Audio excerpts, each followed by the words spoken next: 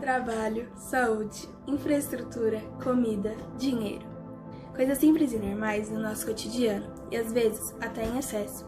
Porém, essa não é a realidade da população africana, principalmente quando se refere à África subsaariana.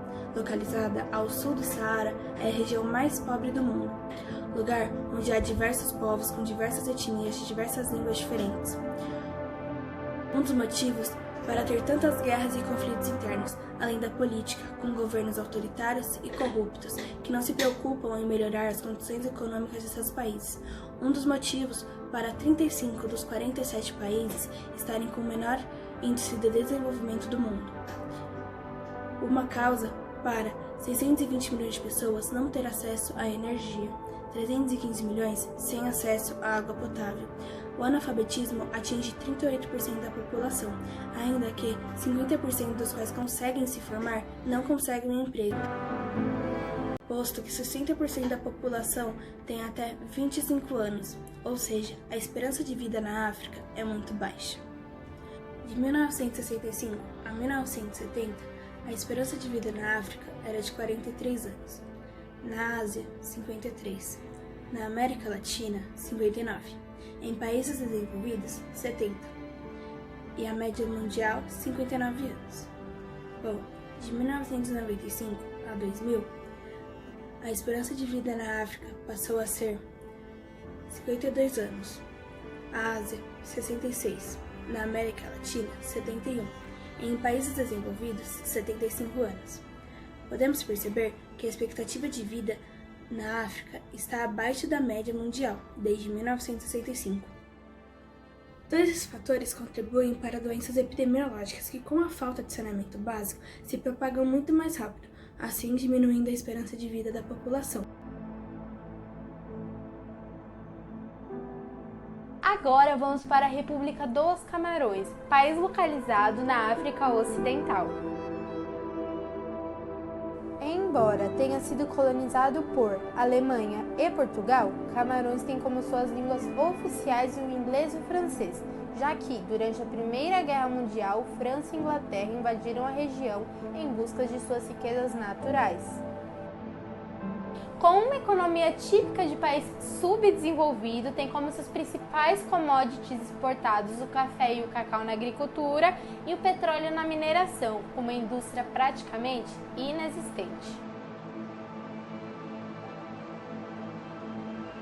Em 2000, o Índice de Desenvolvimento Humano, que é um ranking que avalia os países de 0 até 1 de acordo com sua saúde, renda e educação, avaliou Camarões com um dos números mais baixos, de apenas 0,46. Isso representa a péssima qualidade de vida de sua população. Lá, a esperança de vida ao nascer é de apenas 50 anos de idade. A subnutrição atinge 23% dos habitantes. A taxa de mortalidade infantil é uma das mais altas do mundo, 85 óbitos a cada 1.000 nascidos vivos. Com 25 milhões de habitantes, Camarões tem quase metade de sua população abaixo da linha da pobreza. Como consequência, a água fica contaminada, deixando sua população inteira com risco de saúde.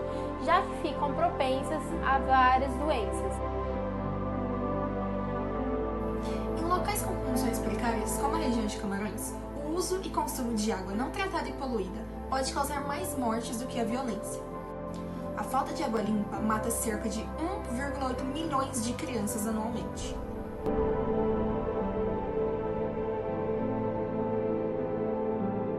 Ao pensarmos na diarreia, não relacionamos a morte. Porém, em países mais pobres, o consumo de água contaminada com o vírus causa cerca de 2,2 milhões de mortes. Contudo, não é a única doença transmitida pela água, é claro. Outra doença que também é causada pelo consumo de água contaminada, dessa vez pela bactéria Vibrio cholerae, é a cólera, que apesar de rara, pode ser fatal se não for tratada imediatamente. E por esse fato, é epidêmica na região de Camarões.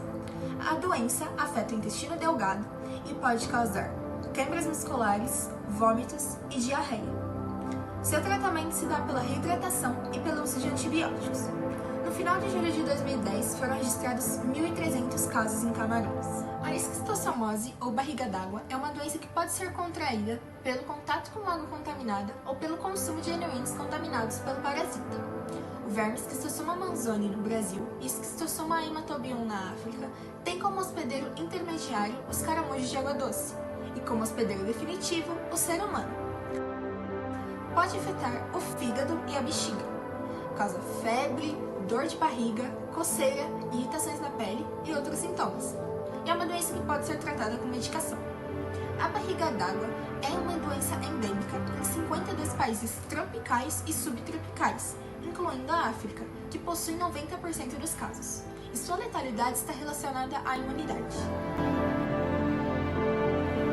O que essas e outras doenças endêmicas, transmitidas ou não pela água, têm em comum? Sendo letais ou não, acabam deixando grandes marcas nas populações mais pobres. Por exemplo, a cólera, que apesar de rara, é uma doença epidêmica na República de Camarões. Afinal, somente 30% da população rural tem água potável e 15% tem acesso ao sistema de saúde, segundo a Unicef. A única solução para isso é a diminuição da desigualdade e um grande apoio governamental e das regiões mais ricas, melhorando o saneamento e a conscientização. Atualmente, os agentes de saúde e os órgãos como ONU, Unicef e OMS ajudam os povoados com remédios, soluções salinas e outros bens essenciais para diminuir a movimentação de pessoas infectadas. Em contrapartida, o novo vírus do corona atingiu em 2 meses somente 100 mil pessoas, sendo cerca de 4 mil em Camarões. Na África, a doença parece estar se espalhando lentamente. Por quê? Apesar da previsão de catástrofe no continente, foi o contrário. Uns dizem ser pela falta de testes, enquanto outros afirmam ser pelas diferentes estratégias para lidar com o vírus, tendo rápidas reações devido à experiência com outras epidemias. Outro ponto é a mídia e a movimentação mundial quanto ao vírus. Fora isso, a África é um continente menos globalizado, tendo assim menos fluxo de pessoas. Todavia, ainda assim, é um fato alarmante, que pode perdurar por longos anos, assim como outras doenças endêmicas que ali vivem. Desde sempre, o ser humano busca se estabelecer e começar a povoar a margem de rios e lagos, utilizando a água em sua dieta. E não seria diferente para a população da África subsaariana, em destaque na área de Camarões, na qual é de se observar um enorme e rápido crescimento de vilas e comunidades.